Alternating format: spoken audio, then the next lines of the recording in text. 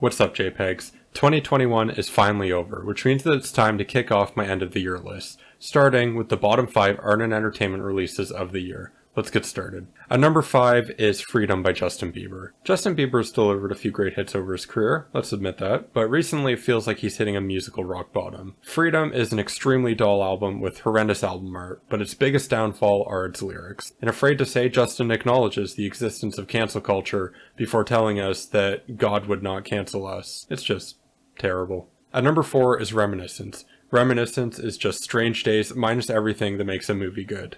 At number 3 is Justice by Justin Bieber. Now, it's already been said by a lot of other people, but the samples of Martin Luther King Jr. are tasteless and tone deaf, and Justin fails to do any justice, ironically, to Martin Luther King Jr.'s idea of justice. At number 2 is Delusional Blasphemies Destroyed by Tougher Than Nails. I mean, just look at the fucking album cover. A Christian crusader stands on top of a mountain of corpses while holding a bloody sword.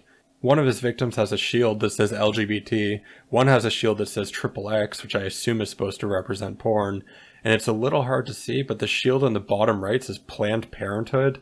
So in a very Christian way, this album is anti-everything. Musically, it's kind of like a cybergrind death metal album, but it was clearly recorded in somebody's basement. The instrumentals and vocals are just poorly written, and the recording quality is consistently terrible. It's almost so bad that it's experimental, and almost worth listening to, but at the end of the day, it's just so bad. And for my number 1, I know this is going to be a controversial take with a lot of people, but my number 1 is Dune.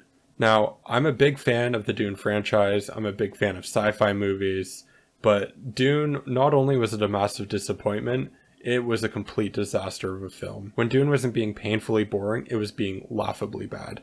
I can't tell you how many times I laughed at this movie when it was being unintentionally funny. Dune easily takes my number 1 spot for the worst art or entertainment release of 2021.